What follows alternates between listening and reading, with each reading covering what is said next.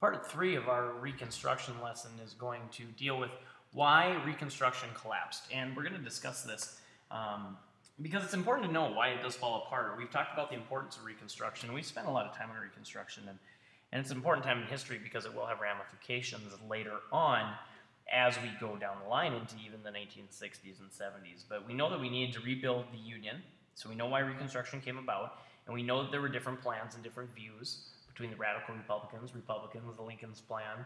Obviously, Southern Democrats weren't exactly excited about this. And we've talked about some of the problems that were associated with this, with the formation of the Ku Klux Klan and black codes being implemented and things like that. Well, now we're going to learn why it eventually collapses, and then we can discuss, it raises the questions about whether or not Reconstruction was a success or a failure. And that's a debate that can be had till you're blue in the face, really.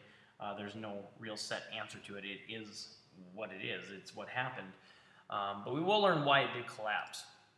Now, during this time, we get into the Grant administration. After Andrew Johnson, who we know was not the best president the United States has ever seen, the Republicans need a win. They go with Grant. He's a war hero. He's a general. He's a household name. They think, hey, we'll get a good win. And actually, they do.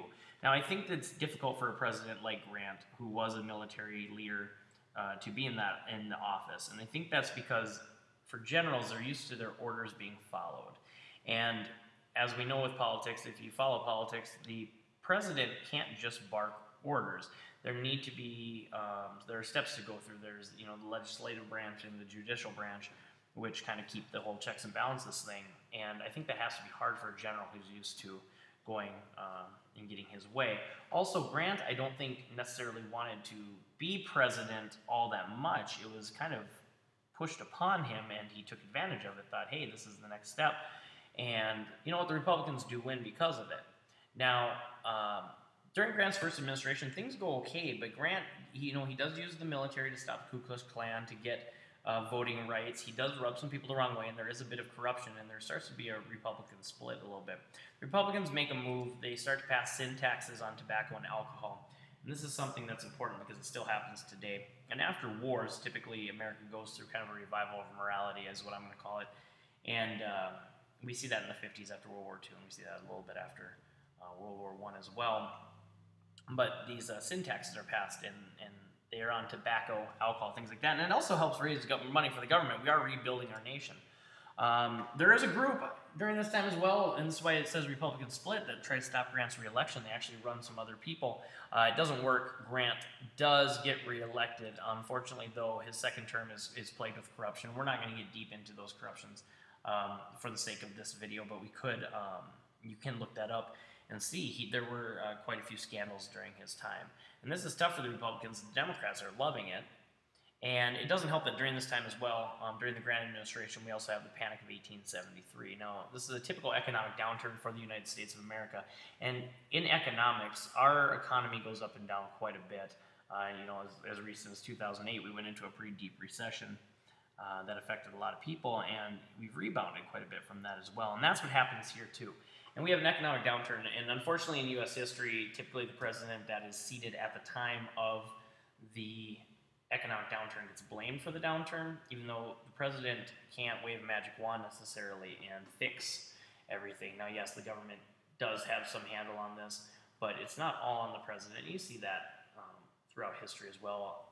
Eventually, down the line, quite a ways, we'll talk about Hoover, and that's a great example of this as well. The Democrats, because of this, started to gain more power, and that's not surprising. People started to blame Republicans for what's going on.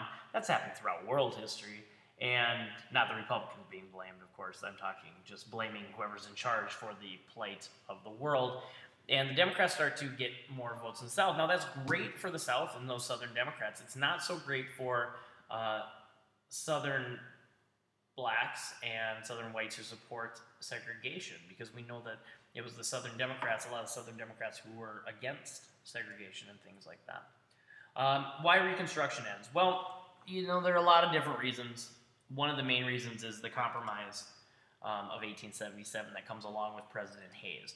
Now, Rutherford B. Hayes is nominated after Grant is over. The Republicans go with Rutherford B. Hayes, Sam Tilden for the Democrats, and they're both highly respected people, both considered moral people, and because of this, it's a very, very heated campaign, And this isn't the age of CNN, where you're going to see, minute-to-minute updates on all of the different electoral votes and projections. It takes a while for votes to come in, and we run into a stall where Tilden is one electoral vote shy of winning. But you have to keep in mind that there were a bunch of southern states that had not gotten the results in.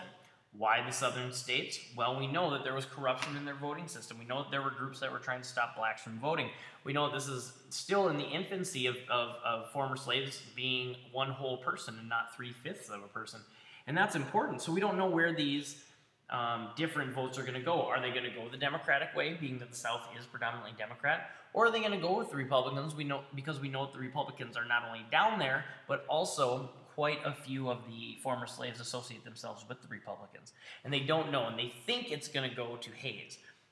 They form a committee, and they form different groups in the Senate, which is what you're supposed to do, and they investigate, and they still can't really come up with a decision. And in the end, people are really, really on edge figuring this out. We know that there's corruption scandal, as said before, and what ends up happening is Hayes is declared the winner, and he pulls all the troops out of the South, and Reconstruction is over. Now let's think about that. The people that were leading Reconstruction were the Northern Republicans. Hayes is a Republican. Why would he all of a sudden pull out troops? Now, there's a theory behind this, and it's still debated today, and that's that there was a compromise that may have been made to give Hayes the victory. That compromise basically said, if we give the votes to Hayes, and he promises to pull troops out, that will end Reconstruction. The Republicans will remain in power as far as presidency. The Democrats will get what they want as far as the troops being out and then being able to run their own governments again. And whether or not this happened, again, still up for debate, but Hayes is all of a sudden given the presidency. Now, Reconstruction's over. What happens to the South?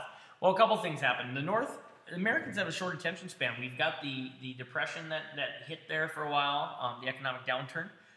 They just want to get their lives back together. You have a lot of veterans that just want to get back to whatever they were doing, and people start to forget about the South. This is a long process. This isn't overnight. People lose attention to it. Also, the Democrats slowly take back hold of the South, which will play into history later on. And also, former slaves are still hit with black codes because they aren't repealed, they aren't overturned, and without the presence of soldiers in the South, in a lot of cases, especially in the Deep South, there's a lot of steps backwards for African Americans. So what you see here is the end of Reconstruction, essentially. And you'd expect it to end with a huge bang, but it doesn't necessarily happen that way. It more just phases out. And that, unfortunately, is how a lot of things happen in history. They phase down, and Reconstruction is no different. What you'll see coming up now in the next couple episodes is we're going to shift our focus now with Reconstruction over. We kind of leave the South for a little while. We talk about the expansion west and some of the stuff that's happening during the Civil War, after the Civil War, some conflicts with Native Americans, and things of that nature.